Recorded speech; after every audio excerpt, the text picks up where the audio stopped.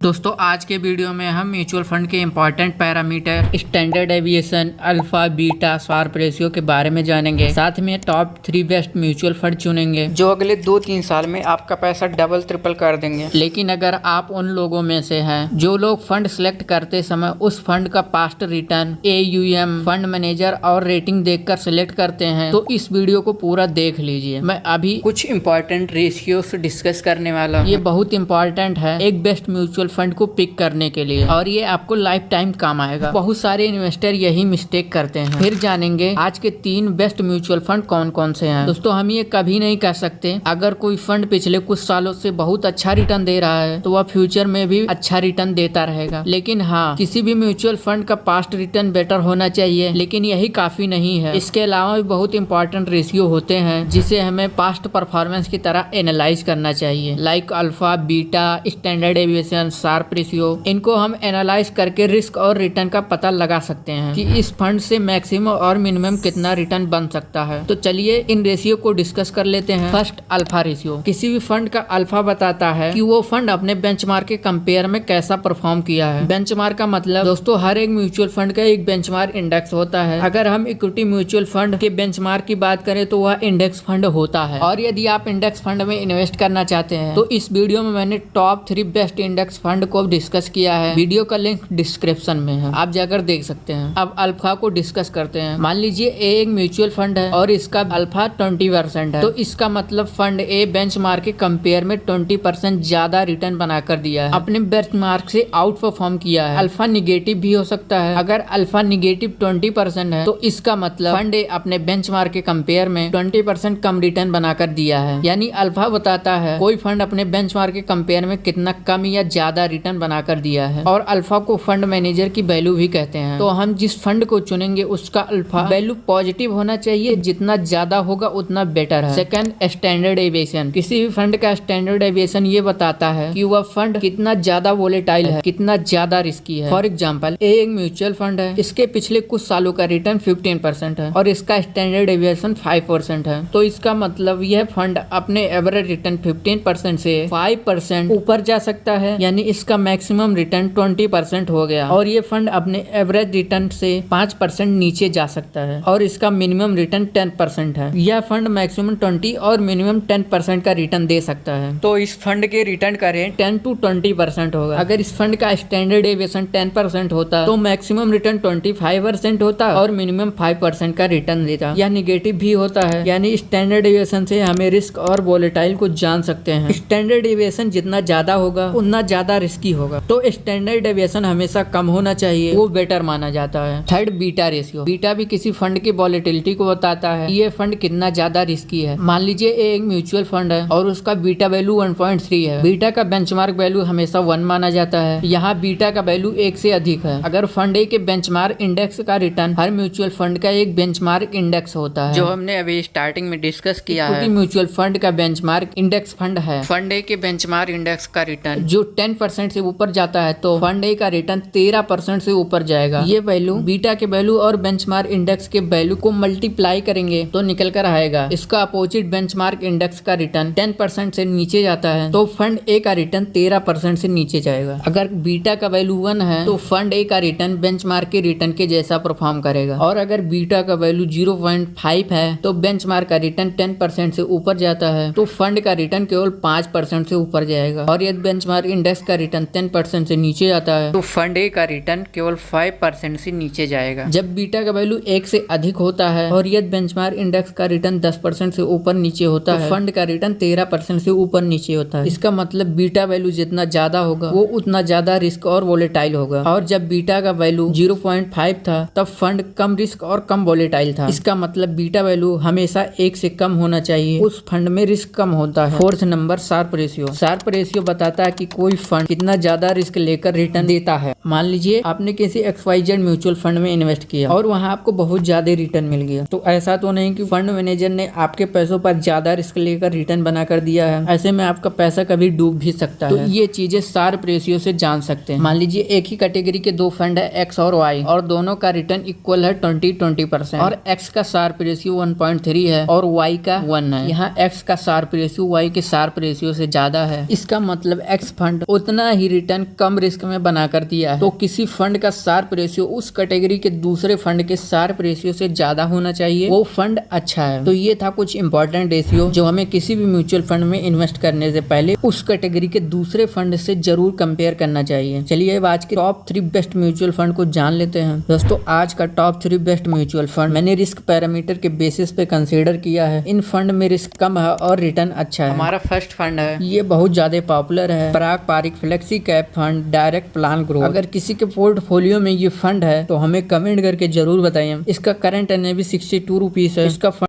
Side 39,848 crore है।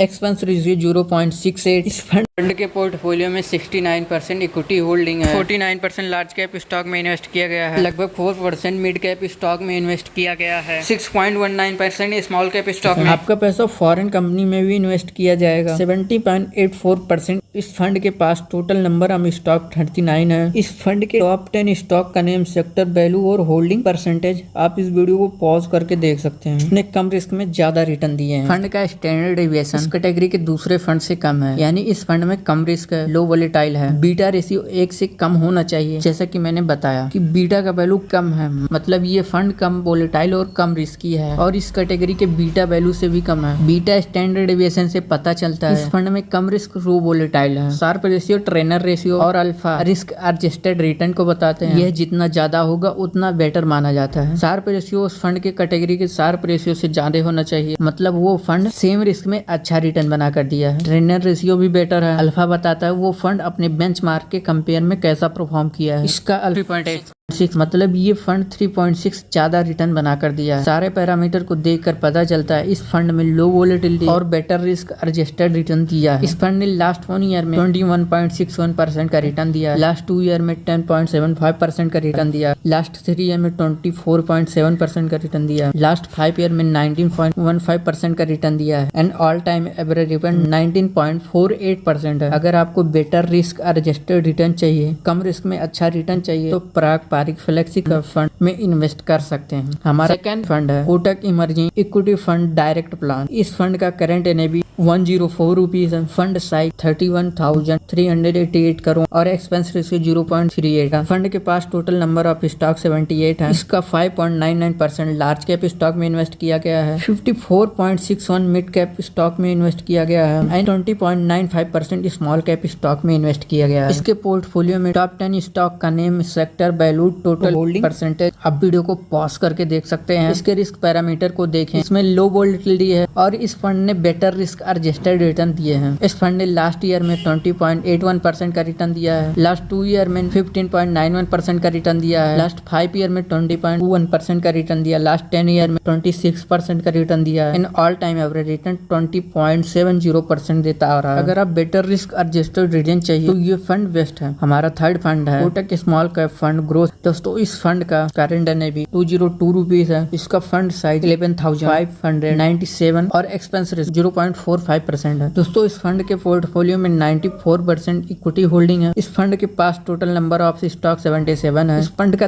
3% large cap stock में invest किया गया है, 18% मिड कैप स्टॉक में, 60% स्मॉल कैप स्टॉक में इन्वेस्ट किया गया है। इस फंड का सभी रेशियो काफी बढ़िया है। पिछले 2 फंड की तरह इस फंड ने रिस्क एडजस्टेड रिटर्न दिए हैं। इसमें लो वोलेटिलिटी है, कम रिस्क है। इस फंड ने लास्ट ईयर में 20% का रिटर्न दिया है, लास्ट 2 ईयर में 14% का रिटर्न दिया है, लास्ट 3 ईयर में 38% का रिटर्न दिया है, लास्ट 5 ईयर में 21% का रिटर्न दिया है, लास्ट 10 ईयर में 24% का रिटर्न दिया है, and all time average return 17.53% है। इन तीनों म्यूचुअल फंड को मैंने रिस्क पैरामीटर के बेसिस पे कंसीडर किया है। इन तीनों फंड में रिस्क कम है और लॉन्ग टर्म में बेटर रिटर्न मिल सकता है, लेकिन दोस्तों ये कोई रिकमेंडेशन नहीं है। आप इनके बारे में और रिसर्च कर सकते हैं और अपने फाइनेंशियल एडवाइजर से सलाह ले सकते हैं। कौन सा फंड आपको बेटर लगा कमेंट करके जरूर बताइए। फिर मिलते हैं नई वीडियो में नई जानकारी, नई लर्निंग के साथ। जय हिंद।